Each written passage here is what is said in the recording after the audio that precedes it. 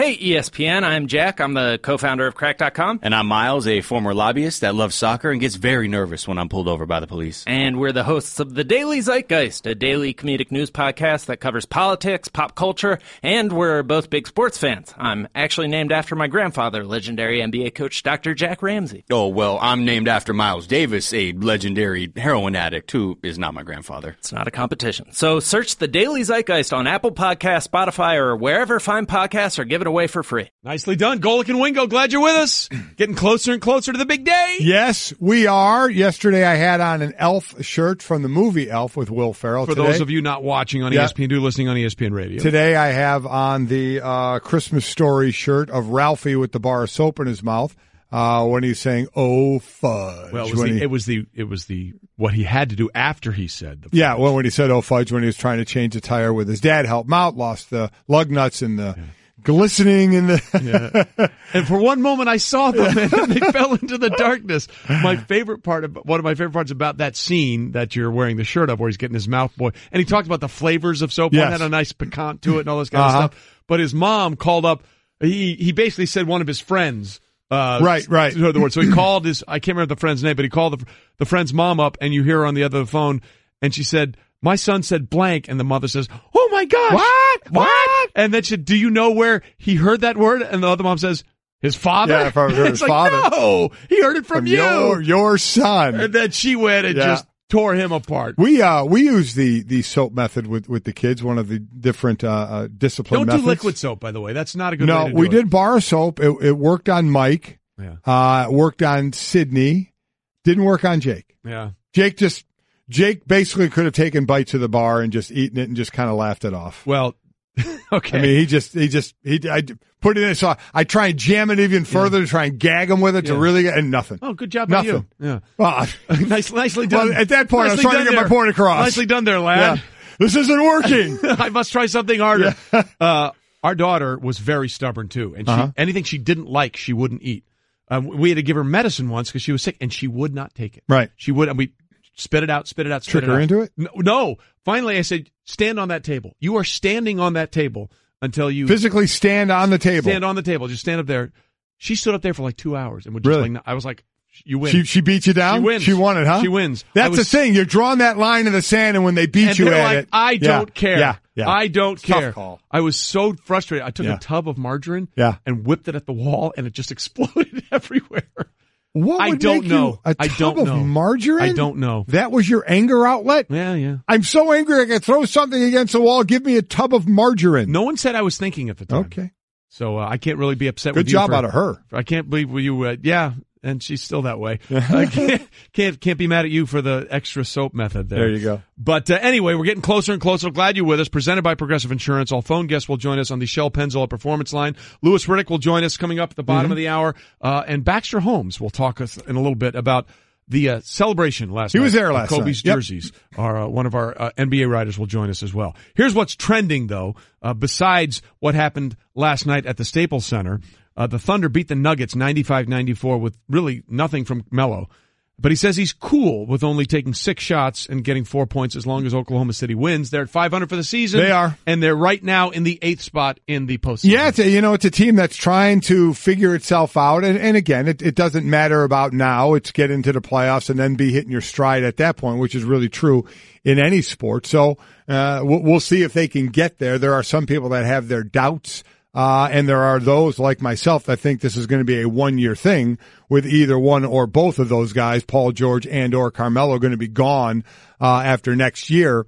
We'll have to wait and see on that. But, Carmelo just taking 6. What's he going to say, Trey? I mean, what's he going to say? You know what? I know we won, but I got to take more shots. I mean, you just come out, even though I'm sure he thinks that, and most players, quite on any star that's used to taking in the high teens or in the 20 of shots, and you take 6 and you win, you're going to say the right thing publicly, but you can't tell me you're not thinking, I got to get more shots. Well, here's why you don't say that. Remember when Martavis Bryant tried that? Oh, when the Steelers had that win right before the trade that deadline? Worked well. It worked so well for him, he was inactive and on the practice squad. But give Martavis all the credit in the world. He came back and has played very well for them down the stretch. Because you know why? You want to give him credit, that's great. But you know what happened? Reality set in. Yes. Martavis, you're not going anywhere. Yeah. So you can either play, continue to sit and whine about this, because you're not getting traded, so maybe you can go on the field and play. And he thought that was the best option for himself. Well, he got the message. Yeah, he did. Because a lot of players, he did. a lot of players don't. So he got the message, and they're going to need him even more now with Antonio Brown out the last 2 games because they really need to make sure they secure that bye. Do you think Mike Tomlin told him to stand on a table? No, and I'm probably sure he didn't. Artavis, go stand on a table. No, he told him? He told him to go stand with the practice squad. Yeah, how about it? Is what he did. Be deactivated. He said, go run the scout team. Yeah. That's what he did. It was the equivalent of standing on the table or making sure that bar of soap got down there even farther. Yeah, Either way, message received. Yep. So good for Bryant because they're going to need him now with Brown out for the rest of the regular season. How about Terry Rozier, by the way? Celtics player steals and slams with 5 seconds left to come back and beat the Pacers. They were down 5 with 30 seconds to go. And again, entering Monday this season, teams when down by 5 or more in the final 30 seconds were 0-379. They're now 1-379 as that steal and slam by Terry Rozier helps Boston win 112-111. Yeah, that's not bad. And of course, Kyrie goes off again. He scored. It's his 10th 30-point game of the season. 9 have come in the last 16 games. So he's doing his thing as well. But Rozier, as you mentioned, gets that slam with about a little over a second to go to ice the game. Plus, we've been asking important Christmas questions all day, and we'll do that all week long. Yes, we will. Up. Would you rather have 0 decorations on the house or be the house where everybody drives by to look at everything? And we're like over the top. Yeah, gaudy. Think Christmas vacation. $3,000 electric bill. Yeah. Absolutely. I'm all for that. I am all for it. We put up our lights. We're the first one in our neighborhood, and we are unapologetic about it. Unapologetic about it. Our lights are up. Yeah, but where you are, it's not really a neighborhood. It's a bunch, it's a bunch of enclave villas that are like 3 acres apart from each other. It is not. They got people right next to me. People have moats in your house. There are bridges. There are gates. Mr. Living on the 4th hole. There you go. Or whatever it is. Hey, there are 3 houses around us. Don't judge me. I got a whole neighborhood full of houses, and we put our lights up. And now we're not the gaudy type, but if you give me those choices of having no lights or gaudy, where people are coming by and taking pictures and hanging out, give me gaudy. I'll do it. I'll be that Christmas vacation guy. Well, we have some people in our neighborhood that just bought a house, and there was this one house. If you go, do you ever take the back roads up to the airport? Sure. I always do. Okay, well, we live in rural Connecticut. Yes, we do. I mean rural Connecticut, okay? And the one thing that's great about our airport is it's really easy in and out, but there's no major thoroughfare to get there. If you go on the major highways, you're going to get backed up a lot, so you go on the back roads, and it is rural. Exactly. So, but you go by that one house on that road in Simsbury where all those inflatables are? Yes. You know the house I'm talking about? I know exactly the house you're talking about. Well, the daughter of one of those people that lived in that house has moved into our neighborhood, and they split up all the inflatables. You have them in your neighborhood So they're now in our neighborhood. Awesome. Half the inflatable. There's a giant Santa. There's a sleigh. Awesome. There's a Mickey Mouse. There's a reindeer. There's a big archway, and they're all in that yard. So we are having that house in our neighborhood. What would you be? Oh, I'd be a couple of Christmas lights. So you'd be, but no, your choice is nothing or gaudy. I'm a minimalist. I'm dead inside. Nothing matters. So it would be nothing. Yeah. Really? Yeah. I'm so disappointed. I know.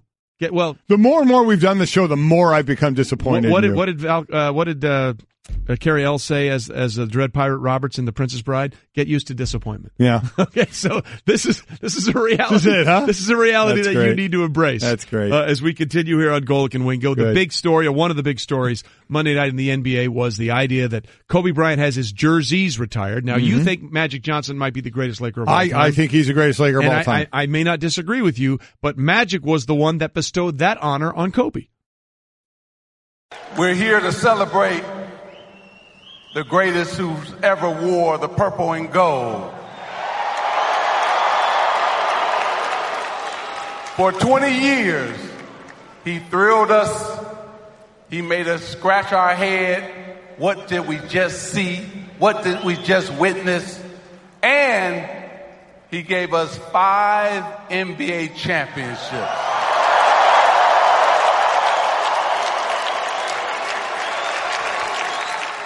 We are so blessed to have had this man wear the purple and gold for 20 years, and he was all about excellence. He was driven. His will to win was very, very high. And tonight, we're able to put not just one of his jerseys, but both of his jerseys up high. So that's Magic saying he was the greatest Laker of all time. That's a great discussion. Boy, it really is. And, of course, Magic played 13 years with the Lakers, and we all know the ending of that story and why it had ended with Magic Johnson and the HIV virus and what went on there. To me, I think he's the greatest Laker. But what a organization to have that argument. Yeah. With the greats they have had play, like you said, the Lakers and the Celtics just probably, the list. Probably the best two It's incredible, and what fun conversation to have about this. But how cool is that for Kobe to be standing there as Magic Johnson is calling you the greatest Laker of all time? I mean, what a night. What a night for him. The greatest Laker is calling you the greatest Laker. It doesn't get much better than that really if you're doesn't. a Laker. And Baxter Holmes, our ESPN NBA writer, was there, and he joins us now on Golic and Wingo. Baxter, what impressed you the most about the ceremony last night? Was it Kobe? Was it the ceremony itself? Or was it the people that showed up for it? Well, there were a few things. It's hard to pick just one. One, I would say that the crowd outside the arena hours before the game was as intense as the Kobe finale, his 60-point finale a couple of years ago. I mean, it was tough to even. It seemed like trying to get into the arena. There were just so many people, and then inside, the ceremony was very well done. But it was so impressive the amount of NBA stars that showed up for this game, not just former teammates of Kobe, but guys like Bill Russell, guys like Allen Iverson. Kevin Durant talked about that after the game. He said he actually almost got choked up by seeing the amount of players that showed up just to honor one player. So, as you were looking around the crowd during the game, and then especially during halftime, you're seeing the amount of NBA stars that showed up just for this night, and that was pretty impressive. That was, again, Steve Kerr and Durant, a couple of guys that he was playing in at halftime, and they came out and were watching some of the ceremony. You mentioned people that were there. Noticeably absent was Phil Jackson. Any backstory behind that? Was he ever thinking about coming? Was he never thinking about coming? Do we know? I think our Ramona Shelburne had reported that he'd been in touch with Kobe and had, I think, wanted to be there, but wasn't able to make it. I'm not sure the exact reason, but he had reached out and congratulated him on the honor and whatnot. But yeah, it would have been interesting to see Phil there, given his ending with Jeannie and all of the hullabaloo. It seems like with what ended during his time with the Knicks. But that was one face that was not there last night. Baxter Holmes with us here on Golic and Wingo. He was at the ceremony for the jerseys retired by Kobe, which makes it so interesting. 8 and 24 were both in. Now, we just played the sound where Magic Johnson said he thought Kobe was the greatest Laker of all time. Do you have a thought on who might be the greatest Laker of all time? It's a tough, almost impossible discussion, right? And you guys alluded to it just a moment ago. I mean, for a lot of people, Magic Johnson is the one who carries that title. And, there's even an argument at times, what about Kareem? What about, some people talk about Wilt Chamberlain and what he accomplished. But I mean, Magic is on a lot of people's list, and he's at the top of their list, and he's the first guy that they look to. So for him to make that statement when, to Kobe, as he's introducing him, we're here to honor the greatest Laker of all time, that was quite a moment, because there's been such a discussion about where is Kobe's place in Lakers history. And it's so tough because of the Lakers' rich history. And which is really unmatched, I guess, except against the Celtics. They're their great rival. But I mean, I think he's right there with Magic. I think it's 1 and 1A, however you want to put it. And then there's a guy who was there last night that made the discussion a little bit different. Shaquille O'Neal, who won 3 in a row with Kobe, and God knows what they could have won if they stayed together, if they could have got along in the sandbox. He said that he and Kobe were the greatest Laker duo ever, and which now brings up, would that be Magic and Kareem? How about Jerry West and Elgin Baylor? What do you think? You can give obviously what you think, but what do you think Laker fans, Laker fanatics would think about the greatest duo in Laker history? There's certainly, in recent memory, they'll look to Kobe and Shaq, but they will also feel a tinge of regret that those guys were not able to work it out together, and that there's not necessarily and had they been able to work out their differences and stay together and maybe win a few more championships, then I think it wouldn't even be a discussion. And it would be those guys. You look at how dominant both those players are at the different positions, separately, and then they are playing together. But it becomes a little murky because of that. I think some people may look back at Magic Johnson. I'm not exactly sure who they'd pair him with though. If it's Magic and Kareem, I suppose, but it's the Kobe Shaq one will always be looked at a little bit differently just because they weren't able to work it out. Baxter Holmes with us, ESPN NBA writer. You wrote something about what number means more to Kobe, 8 or 24. How do you think he might answer that question? Well, when I asked him that, one of the things that he pointed to was the season in which he tore his Achilles. Or ruptured his Achilles, rather, which was only a few years ago. And he mentioned last night before the game that he takes a ton of pride in the things that were kind of difficult, like a harder, road, so to speak. And he mentioned that 24 was a lot more difficult because physically it was incredibly demanding. He was later in his career.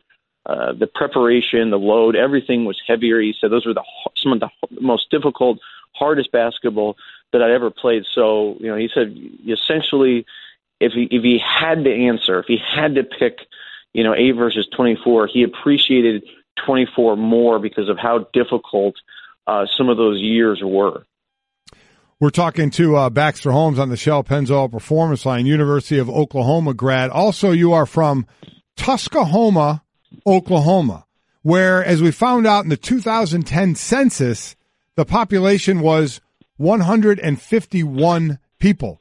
So why don't you fill us in a little bit on Tuskahoma and just what it was like growing up in Tuskahoma? Oh, man. We had a stop sign and a K through 8 elementary school and a post office, and that's about that. It's funny. There were more people in probably the press room last night than my hometown. The reporters there. So, it was southeastern Oklahoma. I was born just outside of Everett, Washington, and we moved there to Tuskahoma when I was really young. And it is a pinprick of civilization, that's for sure. Well, I'm just trying to figure out where in the great state of Oklahoma is Tuskahoma, because I went to school in Texas, and I've actually spent the night in Muskogee. So I'm assuming that Muskogee would be the big city compared to Tuskahoma, right? Oh, man.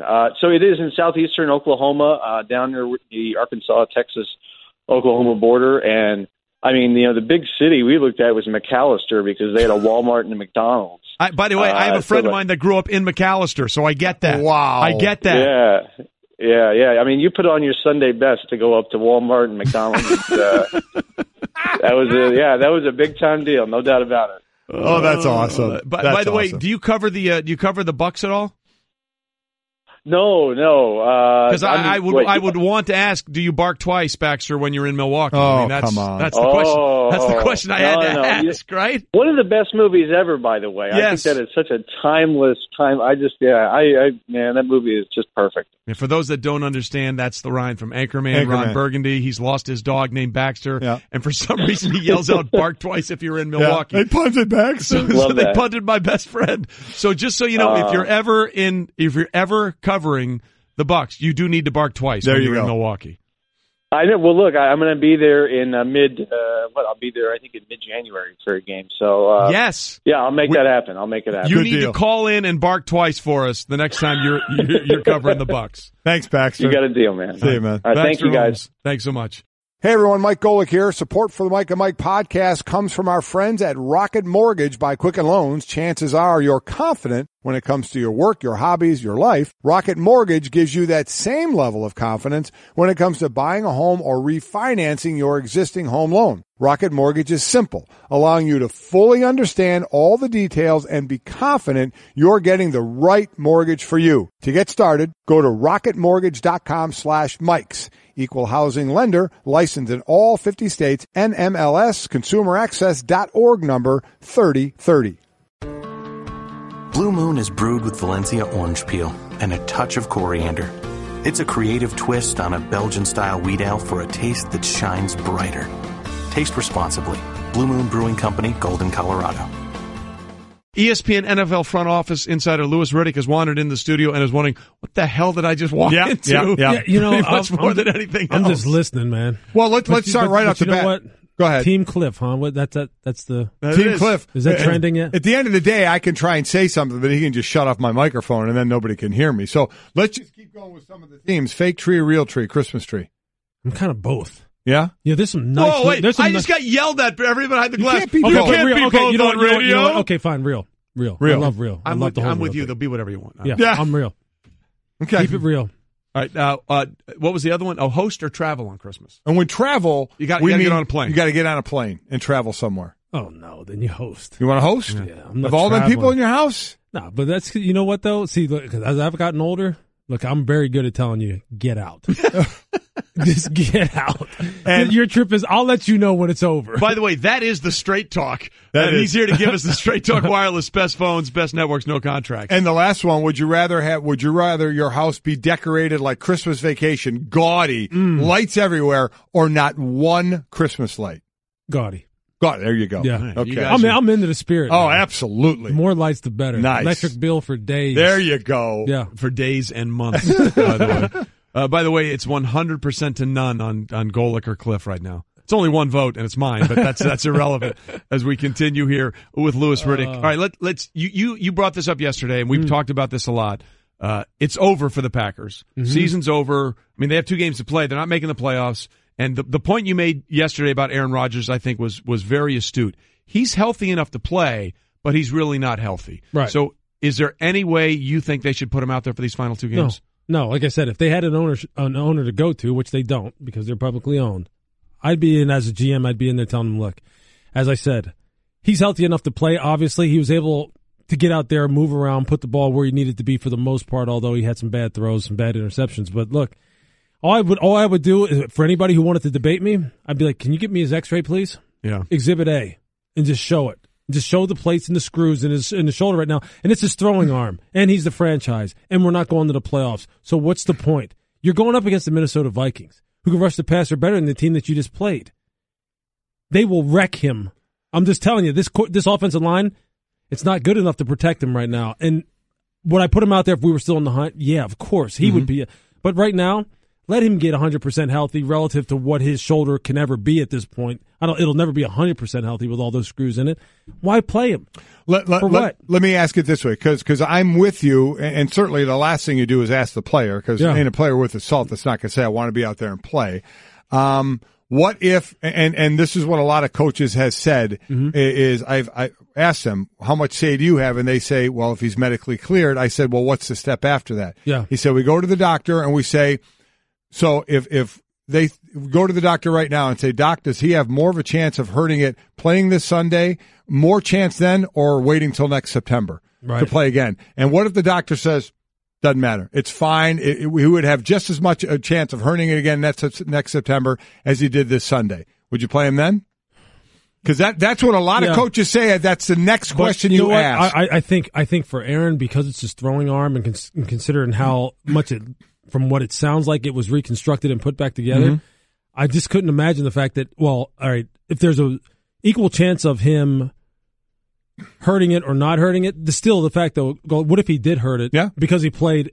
I mean, there's no way you could tell me that if they had to put that thing back together, that the arm wouldn't be affected in a negative way. So I would just say, hey, look, I would just still sit him down. I would sit him down. He's a special player. I'd sit him down. Well, he sort of seemed resigned to that fact after the loss. I mean, the words, look, I have no idea if he meant it to sound that way or if he was talking about the game where he thought they were probably mathematically out of it. But he said, we didn't get it done this year. I look forward to being around this group for many more years. It certainly seemed like he was resigned to the idea that might be happening. Yeah, and I don't think, Go, as you've alluded to, I don't think he wants to do that. I don't think he's saying, look, I'm throwing in the white towel or I'm waving the white flag or anything of that nature.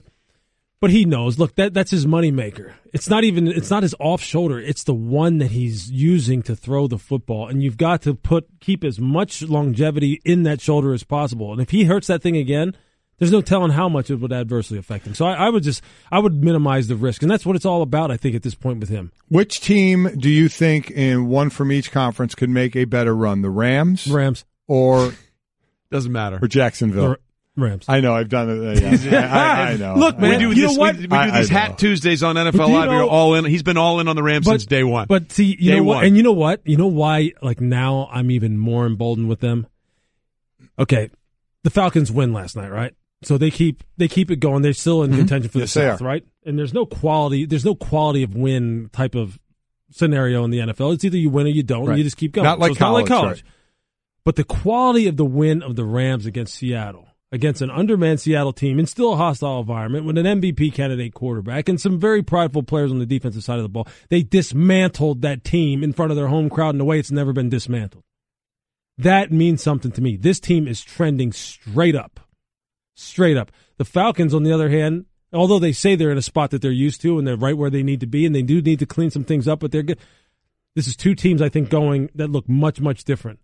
And now, if you want to compare the Rams to the Jaguars, the Rams' offense is just much better. It's not the Rams' defense isn't as good as the Jags, but the Rams overall, they got special teams too that will just rip you apart. And a coach that right now is so dialed into that offense. Oh, my gosh. It's ridiculous. Look, he is calling plays like with his eyes closed, and he'll hit the right one. The Jacksonville thing, though, is interesting, Lou, because Blake Bortles, you could make the argument, and the stats would back it up, that in the month of December, he has been the best quarterback in the NFL. 3 straight games, multiple touchdowns, no interceptions, first time in his career, 7 touchdowns, no interceptions. He's averaging 300 yards a game. Yeah. He's no longer the big mistake. Now, look, it's only a 3-game sample. I get that. Yep. But if you can get him to do that with that running game, again, Fournette didn't even play on Sunday, and add in that defense, which is not just the front 7. In Bouye and Ramsey, they may have the best 2 corners in the NFL right now. They're really interesting going forward. There's no doubt. Look, defensively, they've got monsters at all 3 levels. They got speed at all 3 levels. They've got angry, cocky players at all 3 levels. And it's fun to watch because, look, I love a good defensive battle. I love a great defense. And you're right on Blake. If you objectively look at it and try not to hold his past against him, the guy's playing some good football. Give Doug Marrone, give Tom Coughlin a ton of credit. Give Dave Caldwell, their GM, a ton of credit for finally getting all of that talent acquisition that they have been gaining over the past 3-4 years to play up to its level. But I'm just thinking, I think the Rams are in for a magical type of run. I think the Rams are going to turn this around in a way that no one saw coming. And I think the Rams are just going to continue to fortify my position of this. Coaching matters more than you ever think it did. Because Jared Goff and Todd Gurley themselves, just those 2 players, to see what they are doing this year as opposed to last year, you get coaching. Look, when you're making a coaching hire, you better get it right. You better vet it out to the max and make sure that those guys are able to get the most out of players, develop the relationships with players, see the long-term vision for players. Because right now, Sean, I don't know if the Rams ever thought in a million years they would get out of Sean McVay what they did this year as far as how he's turned that team around. And the people in Washington loved Sean. No question. People who knew him, look, I'm telling you, people who knew him said, this kid, and Kyle Shanahan, look, they backed them both since they had both been through there. But many guys said to me, that's the one. Sean McVay's the one. And I'd be like, so what do you mean? Like, look, veteran players that have played a long time said, this guy made me better. And I think that's the greatest compliment you can give a coach, without right? question. Can you impact my career and make me better, make me more money, let me have more Twitter followers, more endorsements, all that stuff? And they said, to a man, they all said, I've learned more from this guy than I did from guys who coached in this league 10, 20, 30 years. Well, the interesting look, all that's true, but the interesting thing here is they're more than likely going to be the 3 seed. Yeah, because they've already lost to the Vikings, they've lost to the Eagles. So the best they can be is 12-4, and the worst the Eagles can be in 12-4. So they wouldn't have the tiebreaker there. They've already lost to the Vikings, and they're a game behind the Vikings. Can they get there as a 3 seed without the bye? And I'm talking getting there to Minnesota. Yeah, they do. But I'll tell you what, they will have to beat one of those heavyweights like you're talking about, right? They're going to have to protect Jared against a team that can rush the passer so fearless like the Vikings can, which is another reason, again, why I said Aaron should sit down. Yep. And against the Eagles, look, they were right there. They were battling back and forth, made some mistakes late and couldn't finish it. So they'll have to answer some questions. I just think, though, to go up to Seattle after coming off a tough loss, a heartbreaking type of loss, and just put an absolute pasting on them tells me this team's resilient. All right, two teams that aren't, in my opinion, aren't going anywhere. Cowboys and Seahawks. The winner still has a chance, but I don't think either team is going to make the playoffs. Going into next year, arrow, up or down for either team? I think the arrow's up for Dallas because I think they're finding some young secondary players, Mike, that are looking really good. They got to keep DeMarcus Lawrence trending the right way. This is a contract year for him. He's ripped it up. They're going to have to pay him. Will he stay hot as far as, keeping things moving the right direction for him, making the right decisions off the field, all those things? On the offensive side, look, Ezekiel's going to come back with a vengeance next year. Right. Dak will be better next year. They need to find some more support on the perimeter for Dez Bryant and for Terrence Williams. Jason Witten can't play forever, so they have to have a succession plan there, but the offensive line is set. Mm-hmm. I think the arrow is up for them. As far as Seattle, I think the arrow, it's right now, it's like going like this way, sideways. Right. That is a team in transition to the max. The Legion's not there. They're not defined by the Legion of Boom anymore. Boom has gone bust. So now it's like, okay, who's the next generation for that team? Who are the next corners? The next, say, Earl can't play forever. Cam may retire. May be done. Bobby, look, I think Bobby will still be there. KJ Wright will still be there. Frank Clark's still going to be a good player. How's the offense going to look? You got to help Russell out. He can't be Houdini every play. Right. Well, so we'll see. That kid Shaquille Griffin, I think, is going to be a player. He's legit. Look, Richard Sherman was singing his praises right from the get-go. Hey, look, there was something that happened at the end of the Steelers Patriots game that no one's really talked about. Can you stick around because I want to ask you a question about this? Yeah. Blue Moon is brewed with Valencia orange peel and a touch of coriander. It's a creative twist on a Belgian-style wheat ale for a taste that shines brighter. Taste responsibly. Blue Moon Brewing Company, Golden, Colorado. There was something that happened at the end of that Steelers-Patriots game that maybe hasn't been talked about enough. Mm-hmm. Now, look, the Jesse James touchdown, not a touchdown, led to euphoria and all kinds of confusion, but that was a long review, right? Yeah. I think it was about 200 seconds. I mean, it was over a 2-minute review. And I don't know if you noticed, but Louis Riddick is here with us in studio on Golick and Wingo, that during that review, Ben was sort of kneeling on the sidelines because he was on the sidelines thinking, hey, my job's over, they're going to kick the extra point, whatever, blah, blah, blah, for the win. And there were some other Steelers milling around on the field. They never got together and said, okay, if this is reviewed, and they overturned it, what do we want to do? Yeah. And I went back and rewatched the end of that game, and I thought, the first thing that popped in my head, if that was the Patriots, the first thing you would have seen was Bill Belichick or Josh McDaniels calling everybody over and say, okay, we think we scored and we think we won the game, but it's not in our hands now. Yeah. How do we want to do this? Did you notice that as well? No, I didn't notice specifically that they didn't huddle up, but I have said this overall, just assessing how the game was managed at the end. And because I know how these guys think up in New England. In order to win games, they really do believe you have to learn how not to lose them first. Situational football. Okay? And that just means a lot of times this team has won games, tight games like that over and over and over again, more so because of how other teams mismanage situations, more so than because they just outthink you. They just let you beat yourself and let you make decisions that overall over the course of time since that program has been in place in New England that they wouldn't make. I don't think New England would have decided in that situation, if they were going to fake spike it, that they would have decided to throw the football to a number 3 or number 4 wide receiver on their football team on a slant route in the triple coverage. Mm-hmm. They just wouldn't have decided to do that. That was no way in any way, shape, or form acceptable. Super Bowl 49, Seahawks against the Patriots. If they were going to do that, I would think, again, and I know people say, well, Louis, you're a New England homer, you're, Bill, blah, blah. But look, man, it just is what it is. They would have thrown the football outside the numbers, up for grabs. Tom, if it's not there, throw it up in the stands, or just give Gronk the potential to come down with the football. Look, there's no AB, there's no Antonio Brown on the field. They don't even throw it to their biggest guy. Yeah. They throw it to a small slot receiver. So those kind of things, it's like, look, maybe they didn't talk it through well enough. Maybe that is an indication of something. It was just interesting to me. I don't know, but I'm telling you what. So were two mistakes, the slant, and then the fact, even when you call the slant, who could have thrown it to? Ben can still not throw it. That's right. Ben can still hoist it over everybody's head, kick the field goal, tie the game. It was like he was determined, as you saw him, to put it in there, and he kept, he's pushing up in the pocket, he's double clutching it, he's sitting there, he wanted to throw it. Mm-hmm. He just did, look at, you're seeing it on TV. He's waiting for it, and Eric Rowe is all over Eli Rogers. And Eric Rowe dwarfs Eli Rogers, probably by about 2 or 3 inches in terms of height. So it doesn't make sense to me at all.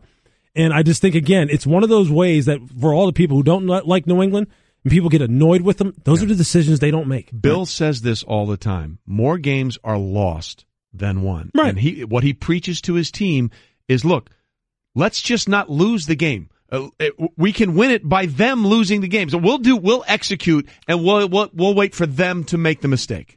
So for as much as we say that about New England and make them normally the favorite, our own Steve Young said the Jags might be the favorite in the AFC. How much stock you put in that? I put a lot into that because they do the things that absolutely will just stifle New England's offense. Minus one guy, minus Gronk. Right. But they can come down on their receivers on the outside on the perimeter and basically take them out of the football game. And then it's about, okay, can Telvin Smith and Miles Jack and the safeties, or do they put a guy like, would Jalen Ramsey match up against Gronk in that game? Would they put him in there and say, look? Well, we only got about a minute. So I sorry to cut you off, but I just how would you guard Gronk if you were coming up with the defense? I'll tell you this. You have to take Box and one? Look, pretty much. Diamond? You have to take your shots at him at the line of scrimmage, Mike.